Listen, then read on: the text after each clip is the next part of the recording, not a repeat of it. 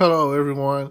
If you haven't heard about Anchor, it's the new free podcast app. Anyone can download it. It's on Android and iOS. There's a lot of creation tools that you get to use for free. It gives you your RSS code, and you can use it on your phone or computer. Anchor will distribute your podcast for you. Spotify, Apple Podcasts, many more. You make money from your podcast with no minimum leadership. Everything you need in one place on one app. Don't forget to download yours today, now. Hello, podcast world. Welcome to my channel. It is 4/9/2021 at 6:49 a.m. And I watched last night Law and Order Organized Crime. Now, it's got your Elliot Stabler from Law and Order SVU. I don't know if you remember him. He was Detective Benson, Olivia Benson's partner, and they've got him back on his own show. And I love watching a show from the pilot or from birth, and I love watching it grow from birth to infancy to, around about the 5th season is when a show really gets transformed into what it's really going to be. And I really enjoy this show right now. It's Law and Order has already had some hits with Law and Order, and then Law and Order SVU, and then Law and Order Criminal Intent, and now we have Law and Order Organized Crime Unit. And you can't go wrong with Law and Order. Like the concept or whatever, it's written by Dick Wolf, and he has some other shows or whatever that he writes. But a Dick Wolf show, you can't go wrong with it, because hey, if you're into television, daytime television drama or whatever, interested into the thrills that you'll seek on the show, you're gonna get that. If you're one of those people that can really relate to what's going on, then cool. Now, in this episode of Law and Order crimes, organized crimes, right? So in this episode, Detective Stabler, he's still mourning from the death of his wife. He's trying to figure out who killed her, and the main mob boss has died by the hands of his own son. So things are really bad right now. Things are real risque. So you just never know what's going to happen next when it comes down to it. So just keep in mind that he's angry, He's just like so emotional. And then he's talking to Olivia, and she's telling him like, you okay? She's concerned about her former partner, and she just wants to know that he's okay, because she can tell, because she's experienced it herself, that he has an episode of PTSD. That's post-traumatic stress disorder. And for those who have experienced PTSD, or who have it, because it's something that really just kind of flares up. You never know when you're going to have an episode, or when something's going to push your button to where you spaz out and just can't control or remember. They have TV shows about this. Yes, they have Snapped, or the wives just... Usually it's the wives. It could be anyone. But I love when it's the wife that snapped at the husband. She sees red, and next thing you know, she's a killer. And she's just, killing and killing and killing. But that's not really how PTSD works. PTSD is just like something in an episode. It's a manic episode to where some sort of trauma has taken place in your life.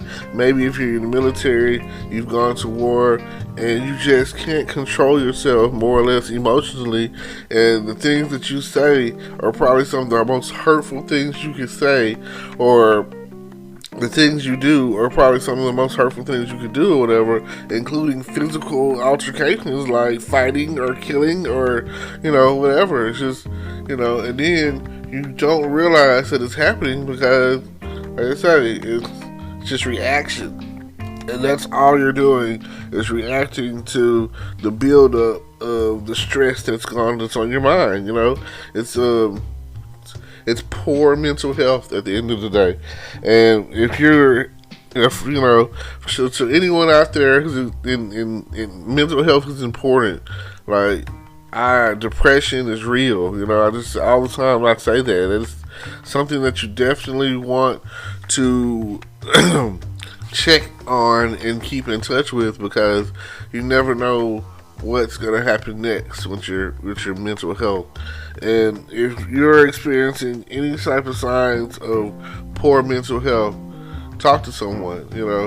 Talk to someone, and that usually helps. Find some sort of hobby, figure it out. Like, the talking to someone thing is usually good. And even if they don't give feedback, just talking, just knowing that someone else is there and cares, that usually is a great starting point at the end of the day when it comes down to it. So definitely find some way, an outlet, like video games or whatever, cooking or cleaning. Cleaning is a good cleanse for your soul. Now, back to the show. Everything that I've seen so far certainly let me know that it's definitely going to be a great show. So definitely tune in to Law and Order, Crime, or Criminal Organized Crimes, and check it out. It's definitely action-packed. It's definitely a bunch of twists and thrillers in it. If it's your type of show, it's something you'll definitely be in. If you're already a fan of the Dick Wolf shows, Law and Order, and Chicago Med, Fire, PD, the list goes on and on. But like I say, if it's something that you're into, then you'll definitely check it out. And the thing that I've noticed is, Law and Order, they don't go to court as much. So there's more the law side than the order side. So, I guess people got mad more so when it seemed like they would go to court and they, if they're guilty, they're gonna get convicted. If the law does their side correctly, then the order side, open and shut case. They're pretty much not going to do anything. Get up there, and I rarely see them fumble the ball if they have an open and shut case, unless something sneaky is going on or underhanded or whatever. Also, it's rare for them to get out of trouble if they get into trouble and it's not them. You pretty much, if you go to court, and this is pretty much what they talk about on the show, you're going to get jammed up. You're going to get locked up. You're going to do time. If they got close enough evidence to decide your fate, you're going to jail. You're going to prison for whatever amount of time. That's why mostly they take the plea deals, and that's just like real life, because you don't really hear about a lot of trials going to court trying to fight the case. They take the plea deal. They're like, you can either go to prison for 99 years to life, or we'll give you 10 to 15 years, or give you 5 years or something, and they'll be like, you'll only do half of that time. It'll be out of 3 or something. That's why people take plea deals. You can handle going to prison and end up being on parole, getting a chance to see freedom, but that's what's going to happen with the plea deal. If you go to court, they're going to max you out. They're going to be like, what is the maximum? They're not going to be like, what's the minimum? Because they already tried to give you the minimum. Now you done made them take to court, and they start thinking about the word resources and time and all that and effort, and they're gonna be like, give him the max, life, whatever. And that's why a lot of criminals, take the plea deal. They willing to be like, oh, okay, we understand, we're not gonna do this, we're gonna give you like a few years. Then that's what they're gonna take. Sorry, not sorry, but thank y'all for tuning in. Appreciate your time. Don't forget, world peace.